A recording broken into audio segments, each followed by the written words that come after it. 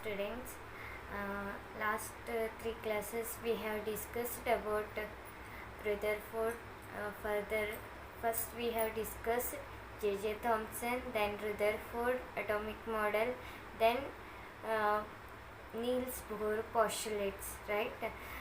Today we will discuss about spectral series, what he has told, what Niels Bohr has told about spectral series of hydrogen atomic model. Okay, we have discussed about spectral series, Rutherford spectral series, right? Atomic spectral series. Today we will discussing about spectral series of hydrogen atom.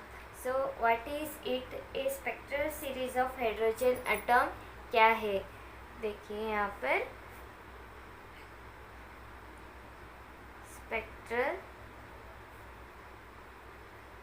series of, according to Niels Bohr, okay, hydrogen atom, spectral series of hydrogen atom. ठीक है, तो यहाँ पर क्या है, हमें पता है कि एनर्जी का फॉर्मूला क्या है. ठीक है, एनर्जी एटम का एनर्जी का फॉर्मूला हमने लास्ट क्लास में डिराइव किया था. En is equals to -2π² m k² z² e⁴ divided by h² into 1/n². अगर हम इसको और डिराइव करेंगे तो हाइड्रोजन एटम के लिए z is equals to 1. Okay, तो k इज इक्वल्स टू, ये स्मॉल k है. ठीक है, k is equals to 1 divided by 4πε0. ठीक है, तो ये क्या होगा, En is equals to En is equals to -me⁴ divided by 8ε0² h². ठीक है, n² आएगा ये me⁴ 8ε0² h² n².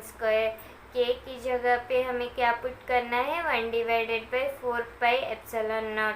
z की जगह पर 1/1 because hydrogen has only one electron, atomic number.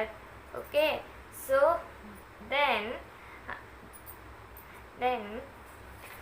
ये क्या है हमें पता है. ठीक है, तो एनर्जी लेवल का फॉर्मूला हमें पता है, इससे ये निकाल दिए. ठीक है, हमें पता है अगर हम एटम को एक्साइट करने के लिए क्या चाहिए, लाइट. अगर हम लाइट इंसिडेंट करेंगे तो यहाँ से इलेक्ट्रॉन कहाँ जाएगा, इलेक्ट्रॉन यहाँ से एक्साइट होकर नेक्स्ट ऑर्बिट, अपर ऑर्बिट में जाएगा. ठीक है, तो यहाँ से यहाँ फिर आने पर क्या होगा, फिर एनर्जी रिलीज करेगा. ठीक है, तो यहाँ से यहाँ तक एनर्जी फ्रीक्वेंसी क्या है, इसका फ्रीक्वेंसी फोटोन कितना है, फ्रीक्वेंसी कितना है, इस वेवलेंथ कितना है, फाइंड आउट करने के लिए difference between the two orbit. Okay, difference between the photon, difference between, हमें क्या करना है, hν is equals to E energy level of n2 orbit n2 n1. Okay, तो हमें क्या फाइंड आउट करना है, म्यू फाइंड आउट करना है. ठीक है, En2 - En1 divided by h. ठीक है, mu is equals to, E क्या है हमें पता है, me⁴ divided bye -me⁴ divided by 8ε0² h² n². ठीक है, इसको n² को ब्रैकेट में ले लो. ठीक है, En2 energy state of n2 orbit क्या है, 1n2² - 1 डिवाइडेड बाय n1². अगर इस माइनस को हम अंदर लेंगे तो ये क्या होगा, me⁴ डिवाइडेड बाय 8ε0² h² ये क्या होगा 1 divided by n1 square minus 1 divided by n2 square. क्या हुआ ये mu is equal to m e to the power 4 8 epsilon nought square h square into 1 divided by n1 square minus n2 square. इस minus को हमने अंदर लिया है, ठीक है। ये म्यू को हम कैसे लिख सकते हैं, c is equal to mu into lambda, ठीक है। म्यू बार वेवलेंथ कितना है 1 डिवाइडेड बाय लैम्डा, तो वेव नंबर कितना है 1 डिवाइडेड बाय लैम्डा। अगर हम फ्रीक्वेंसी को ये हमें इसका वेवलेंथ पता करना है तो फ्रीक्वेंसी से वेवलेंथ पता कर सकते हैं, हमें पता है फॉर्मूला, ठीक है। तो क्या करना है mu is equal to 1 divided by lambda is equal to, इसको हम कैसे लिख सकते हैं c is equal to mu lambda को कैसे लिख सकते हैं, लैम्डा हमें मालूम करना है तो lambda is equal to c by mu, तो इसको हम c बाय म्यू लिखेंगे, ठीक है। c बाय म्यू यही आता है ना, c by mu lambda is equal to c by mu. यहाँ पर क्या है 1 बाय लैम्डा है, तो ये क्या होगा म्यू बाय c होगा। म्यू का वैल्यू हमने फाइंड आउट किया है, क्या है, इसको हम r लेंगे Rydberg constant m e to the power 4 divided by 8 epsilon nought square h square, नहीं तो बाद में इस यहाँ पर c भी इंक्लूड होगा, सॉरी। म्यू क्या है m e to the power 4 divided by 8 epsilon nought square h square, ठीक है, h square into 1 divided by n2 square minus 1 divided by n1 square divided by c, मतलब यहाँ पर आएगा। इसको हम क्या लेंगे रेडबर्ग कांस्टेंट r, ठीक है, म्यू बाय c, तो म्यू इतना है, c यहाँ पर वैसे ही रखेंगे, तो ये कांस्टेंट वैल्यू क्या है रेडबर्ग कांस्टेंट, ठीक है। तो इसको हम क्या करेंगे m e to the power 4 divided by 8 epsilon nought square h cube into c को Rydberg constant, this value is 1.097 into 10 to the power 7 per metre. इसका वैल्यू कितना है 1.097 into 10 to the power 7 per metre, ठीक है। तो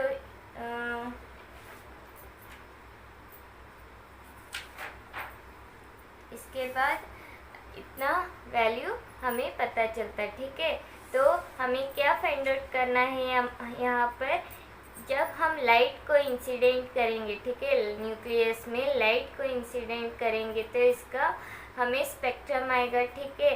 तो जो photon excite होगा, यहाँ से इलेक्ट्रॉन एक्साइट होगा एक्साइटेड स्टेट में, जब वो अपनी स्टेट में ओरिजिनल पोजीशन पर आएगा, तब वो फोटोन रिलीज करेगा, ठीक है। तब वो फोटोन रिलीज करेगा, फोटोन रिलीज करने के लिए वो उसका वेवलेंथ कितना है वो हमें मालूम करने के लिए ये फाइंड आउट करना पड़ेगा, ठीक है। फ्रीक्वेंसी मालूम करना पड़ेगा, फ्रीक्वेंसी से हमें लैम्डा वेव नंबर उसका वेवलेंथ फाइंड आउट कर सकते हैं, ठीक है। तो इसके बाद ये हुआ spectral series of hydrogen atom, ठीक है। इसके बाद आएगा और एक बात समझो, ये जब इसका वेवलेंथ कितना है हमें जब आएगा ये कैसे दिखाई देगा। फॉर एग्जांपल अगर हमने हाइड्रोजन गैस लिया, ठीक है, हाइड्रोजन गैस लिया, ठीक है, हाइड्रोजन गैस को हमने यहाँ पर स्क्रीन रखा, हमने हाइड्रोजन गैस को इलेक्ट्रिक करंट इंसिडेंट किया तो यहाँ पर एक स्पेक्ट्रम आएगा, ठीक है। यहाँ पर जो भी कलर है उसका एक स्पेक्ट्रम आएगा, एक कलर आएगा, ठीक है। वही हम क्या करेंगे, एक विजिबल लाइट को इंसिडेंट करेंगे तो जो स्पेक्ट्रम आया था वो क्या होगा, ये जो पूरे विजिबल लाइट में 7 कलर्स होगा तो पूरे लाइट आएगा। ये जो हाइड्रोजन गैस है इसका कलर जो है, इसका फ्रीक्वेंसी जो भी है वो ऑब्जर्व करेगा। पहले जो कलर आया था वहाँ पर हमें ब्लैक कलर दिखाई देगा। तो हमें इस वजह से हमें ये पता चलता कि कितनी वेवलेंथ है। ठीक है, उसके बाद आता है एनर्जी लेवल डायग्राम। उसके बाद आएगा एनर्जी लेवल डायग्राम।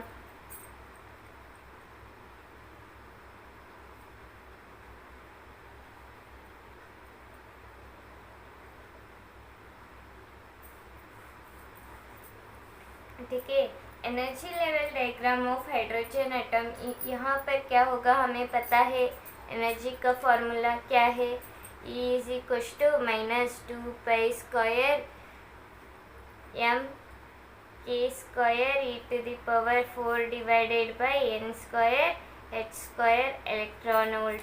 ठीक है, अगर आप लोग इसके अंदर ये वैल्यूज़ अगर आप लोग सब्सटीट्यूट करेंगे तो हमें क्या मिलेगा, हमें पता है पाई का वैल्यू 3.142, m का वैल्यू, मास का value, mass of the atom 9.11 into 10⁻⁻34 kg। ठीक है, k का value k is equal to 1 divided by 4πε0, इसका वैल्यू 9 इंटू 10⁹ ठीक है, newton per metre square per coulomb square. ठीक है, तो ई इलेक्ट्रॉन का वैल्यू 1.9 इंटू 10⁻⁻19, n is equal to 1, h is equal to 6.625 into 10⁻⁻34 joule, Planck's constant. ठीक है, इसको हम इस सॉल्यूशन के अंदर पुट, इस फॉर्मूले के अंदर पुट करेंगे तो हमें कितना आएगा, -21.76 इंटू 10⁻⁻19 जूल। ठीक है, अगर हम इसको इलेक्ट्रॉन वोल्ट में कन्वर्ट करना है तो डिवाइडेड बाय 1.6, ठीक है, डिवाइडेड बाय 1.6 इंटू 10⁻⁻19, तो E इज इक्वल्स टू कितना आएगा, -13.6 डिवाइडेड बाय n²। जो यहाँ पर हमने n को 1 लिया है, अगर वैसे ही रखेंगे n तो n²। ऑर्बिटल एनर्जी मतलब एनर्जी लेवल अलग अलग होगा। फर्स्ट एनर्जी लेवल 1, ठीक है, second energy level 2, where n is equal to 1 2 3 4 so on। ठीक है, ऐसे रहेगा। So if we put energy E1 is equal to -13.6 divided bye 1, ये कितना आएगा, -13.6। Energy E2 is equal to -13.6 divided bye 2, तो 2² ये कितना आएगा, -3.4 इलेक्ट्रॉन वोल्ट। ये क्या है, electron volt. E3 is equal to -13.6 divided bye 3², ये कितना आएगा, आप लोग कैलकुलेट करो। ठीक है,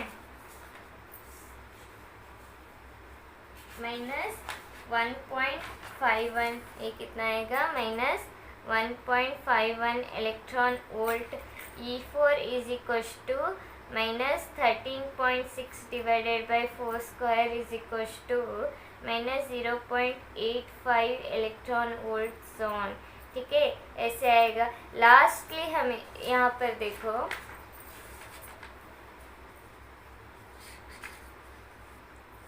हमें इसका एनर्जी लेवल डायग्राम कैसे मिलेगा, इस तरह से मिलेगा। यहाँ पर इलेक्ट्रॉन वोल्ट एनर्जी होगा। ठीक है, यहाँ पर number n is equal to 1, जो पहले आया था हमें कितना आया था, 13.6। यहाँ पर देखो, जब हम 1 रखे थे वहाँ पर कितना एनर्जी आया, 13.6, मतलब एनर्जी लेवल फर्स्ट। इसको हम क्या कंसीडर करेंगे, ग्राउंड स्टेट। ठीक है, E1 इज इक्वल टू 13.6। बाद में कितना आया हमें, के बाद -3.4 इलेक्ट्रॉन वोल्ट। इसके बाद कितना आया, -1.51 इलेक्ट्रॉन वोल्ट। इसके बाद कितना आया हमें, -0.85 इसके ये जो जब बढ़ते जाएगा लेवल तो इसका गैप, एनर्जी गैप भी कम होता जाएगा, इसका एनर्जी गैप भी कम होता जाएगा। ठीक है, तो n is equal to 1, n is equal to 2, n is equal to 3। ठीक है, n is equal to 3, n is equal to 4, n is equal to 5, lastly कितना आएगा, n is equal to infinity. ठीक है, 1 2 3 लास्ट कितना आएगा, infinity तक जाएगा। जब ये एनर्जी लेवल ख़त्म होगा, ठीक है, ये लास्टली कितना आएगा, 0 आएगा। ठीक है, जब n is equal to infinity होगा energy level, sorry orbit, quantum orbit, n is equal to infinity होगा, तब एनर्जी कितना होगा, 0 होगा। हाइयर एनर्जी कितना होगा, 0 होगा। ठीक है, तो इस तरह से आएगा।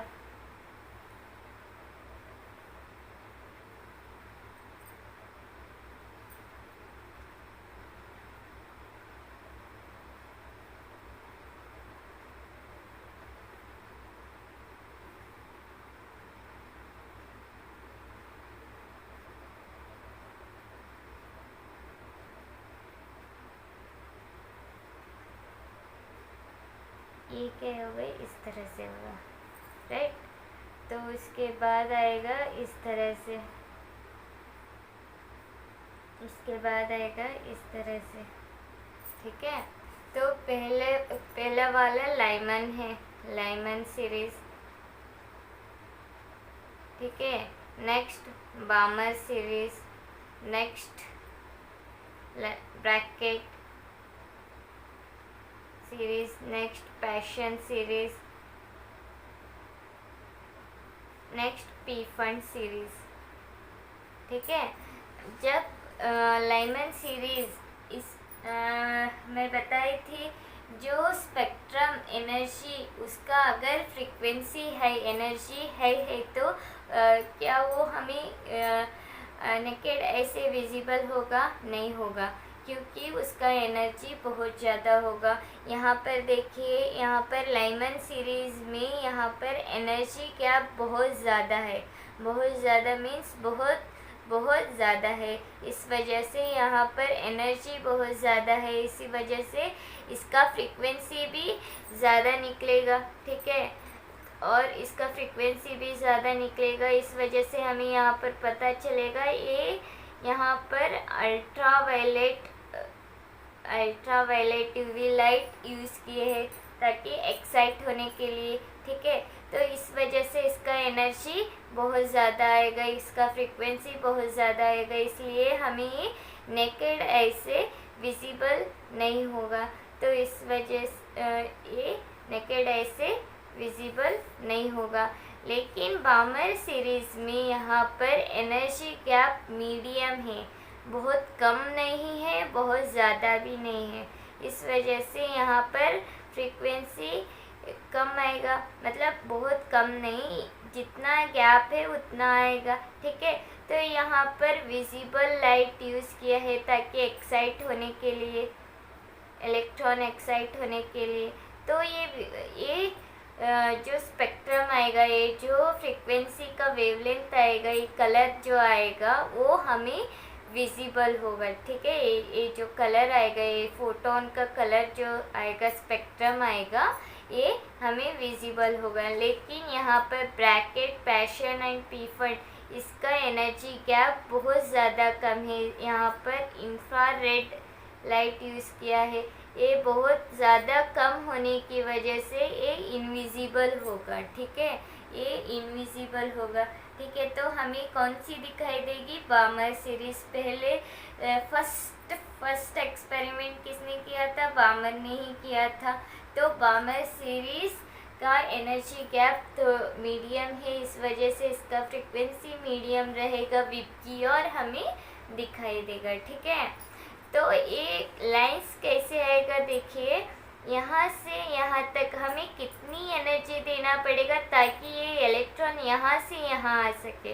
ठीक है, यहाँ पर देखिए यहाँ पर ग्राउंड स्टेट कितनी एनर्जी है, -13.6, ठीक है, माइनस ऑफ यहाँ पर फर्स्ट एनर्जी लेवल कितना है, -3.4, ठीक है। तो -13.6 माइनस ऑफ -3.4 कितना होगा, -13.6 प्लस 3.4, तो कितना आएगा, 10.2 आएगा, ठीक है, 10.2 आएगा। फिर से देखिए, -13.6 माइनस ऑफ -3.4, इसको करेंगे तो कितना आएगा हमें, 10.02 इलेक्ट्रॉन वोल्ट। जब ग्राउंड स्टेट इलेक्ट्रॉन को हमें 10.02 इलेक्ट्रॉन वोल्ट अगर हम एनर्जी देंगे तो तब जाकर एक्साइट होगा, ठीक है। एक्साइट होने के बाद वहीं पर रहेगा नहीं, with in fraction of second में वो फिर नीचे आएगा, ठीक है, क्योंकि उसका स्टेबल स्टेट यहाँ पर नहीं है। उसका स्टेबल स्टेट कभी भी नेचर क्या करेगा, स्टेबल में रहने की, कम से कम मिनिमम एनर्जी में रहने की कोशिश करेगा। इस वजह से वो इलेक्ट्रॉन फिर से अपनी जगह पर आएगा। जितना एनर्जी लिया था उतना एनर्जी जब वापस नीचे आएगा उतना एनर्जी नेचर को देगा। किस फॉर्म में देगा, फोटोन की फॉर्म में देगा। वही फोटोन हमें स्पेक्ट्रम के रूप में दिखाई देगा जब हम स्क्रीन लगाएंगे, ठीक है। तो उस वजह से हमें इसका एटम का कलर हमें मालूम चलेगा, उसका वेवलेंथ पता चलेगा, उसका फ्रीक्वेंसी हमें पता चलेगा। We have discussed right here, okay, spectral series of atom, right. we have derived the formula of frequency and wavelength, ठीक है। इस तरह से हमें पता चलेगा। तो ये लाइन कैसे आएगा, लाइंस, तो ये लाइंस कैसे आएगा, देखिए यहाँ पर जब मैं बताई थी अभी, जब हम हाइड्रोजन गैस फिल करेंगे एक ट्यूब के अंदर, ठीक है, तो फर्स्टली हम विजिबल लाइट डालेंगे तो ये क्या होगा, फोटोन यहाँ से, ये जो हाइड्रोजन का एक जो एनर्जी है इसका, फॉर एग्जांपल इसका 13.6 एनर्जी है हाइड्रोजन का, मतलब 10.02 एनर्जी है, ठीक है, हाइड्रोजन का। तो वो जो वापस भेजता है, ठीक है, वो जो एनर्जी, वो जो इलेक्ट्रॉन वोल्ट है वो ऑब्जर्व करेगा, ठीक है। वो ऑब्जर्व करके पूरा जो फोटोन है वो बाहर आएगा, ठीक है। यहाँ पर स्क्रीन में हमें पूरे कलर्स दिखाई देगा लेकिन एक ब्लैक कलर दिखाई देगा, तो वही है हाइड्रोजन एटम। ये क्या है, अब्जॉर्प्शन एमिशन स्पेक्ट्रा। ये क्या है, अब्जॉर्प्शन एमिशन स्पेक्ट्रा, ठीक है। Absorption spectra. एमिशन स्पेक्ट्रा क्या होगा, जब हम इलेक्ट्रिसिटी हाइड्रोजन गैस को देंगे तो उसका इलेक्ट्रॉन यहाँ पर आएगा, वो क्या करेगा, एमिट करेगा। एमिट करके क्या होगा, उसका कलर देगा यहाँ पर। ये क्या होगा, एमिशन स्पेक्ट्रा। ये क्या होगा, एमिशन स्पेक्ट्रा। इस वजह से हर एक एनर्जी का, हाइड्रोजन हर एक एनर्जी लेवल का हर एक लाइन आएगा, हर एक फ्रीक्वेंसी आएगा, इस तरह से हमें हर एक लाइन मिलेगा। ये क्या है, ये जो एनर्जी लेवल डायग्राम है ये हाइड्रोजन एटम का है, ये हाइड्रोजन एटम का है, ठीक है। समझ में आया। जब ये क्या हुआ, एक्साइटेड एनर्जी, ठीक है, इतना एनर्जी देंगे, ठीक है, -13.6 ग्राउंड स्टेट में अगर इलेक्ट्रॉन है तो फर्स्ट स्टेट में हमें भेजना है तो कितना देना पड़ेगा, 10.2। अगर सेकेंड स्टेट में सेकेंड लेवल पर हमें भेजना है ग्राउंड से तो कितना एनर्जी देना पड़ेगा, लिसन हियर, 13.6 माइनस ऑफ -1.51, तो कितना होगा ये, -13.6 -13 E2 माइनस E1 करना पड़ेगा, sorry E2 minus E1, 1.51 minus 1.51 minus 13.6, ठीक है। यहाँ पर भी E2 माइनस E1 कर लीजिएगा, ठीक है। तो ये क्या आएगा, E is equals to minus 1.51 plus 13.6, ये कितना आएगा 12.09 इलेक्ट्रॉन वोल्ट। इतना एनर्जी देंगे तो ये सेकेंड ऑर्बिट, क्वांटम ऑर्बिट में चला जाएगा, सेकेंड ऑर्बिट में, सेकेंड लेवल पर चला जाएगा, ठीक है। तो अब आएगा आयनाइजेशन एनर्जी। जब नेक्स्ट आयनाइज्ड होगा, कहाँ पर आयनाइज्ड होगा, फर्स्ट एनर्जी लेवल का गैप इतना है, फिर कम हुआ, फिर कम हुआ, फिर कम हुआ, लास्ट में क्या होगा, गैप ही नहीं रहेगा, पूरा ब्लर रहेगा। तो यहाँ पर क्या होगा, आयनाइजेशन होगा, यहाँ पर क्या होगा, आयनाइजेशन होगा। इसको आयनाइजेशन एनर्जी को अगर हम करेंगे तो कितना आएगा, अगर इन्फिनिटी से माइनस करेंगे तो कितना आयनाइज्ड होगा, माइनस प्लस 13 अगर ये माइनस है, आयनाइज्ड होने के लिए कितना एनर्जी देना पड़ेगा हमें, 0 माइनस ऑफ माइनस 13.6, ठीक है। लास्ट वाला 0 है, माइनस ऑफ माइनस 13.6, तो ये क्या होगा 13.6 इलेक्ट्रॉन वोल्ट। इतना एनर्जी देंगे तो तब जाकर ये 0 पर आएगा, तब जाकर यहाँ पर आयनाइज्ड होगा। तो ये इसको हम क्या कहेंगे, आयनाइजेशन एनर्जी। इसको हम क्या कहेंगे, आयनाइजेशन एनर्जी, ठीक है। तो यहाँ पर क्या हुआ, एक्साइटेशन कैसे होगा, आयनाइजेशन कैसे हो, एक्साइटेशन एनर्जी कैसे होगा, आयनाइजेशन एनर्जी कैसे होगा, हमें पता चला, ठीक है। अब देखो एक्साइटेशन पोटेंशियल कैसे होगा, आयनाइजेशन पोटेंशियल कैसे होगा। उसी तरह एनर्जी कैसे एक्साइट हुआ था, उसी तरह पोटेंशियल भी एक्साइट होगा। मतलब first level to ground level अगर हमें पोटेंशियल मालूम करना है, एक्साइटेशन पोटेंशियल मालूम करना है, ठीक है। क्या मालूम करना है, यहाँ पर ये देखो समझ में आएगा, एक्साइटेशन पोटेंशियल। तो क्या करेंगे हम, यहाँ पर यहाँ से यहाँ, ठीक है, फर्स्ट लेवल से ground to first level potential कितना, पोटेंशियल कितना देना पड़ेगा। तो फर्स्ट लेवल कितना है, माइनस 3.4 माइनस ऑफ माइनस 13.6, तो ये कितना देना पड़ेगा, 10.2 वोल्ट देना पड़ेगा, ठीक है, 10.2 वोल्ट देना पड़ेगा। तो आयनाइजेशन पोटेंशियल कितना देना पड़ेगा, तो यहाँ से यहाँ तक एनर्जी देने के लिए 13.6 चाहिए। तो पोटेंशियल, आयनाइजेशन पोटेंशियल होने के लिए कितना पोटेंशियल चाहिए, 0 माइनस ऑफ 13.6, तो ये क्या होगा 13.6 वोल्ट पोटेंशियल चाहिए हमें, 13.6 वोल्ट पोटेंशियल चाहिए।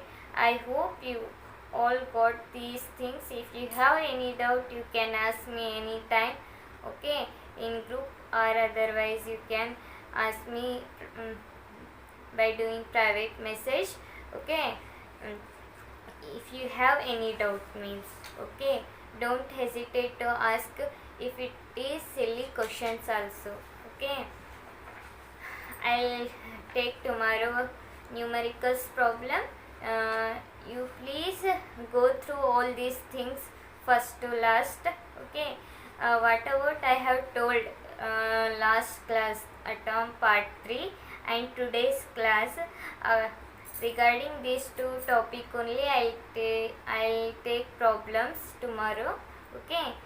So please read in home, okay. Bye guys.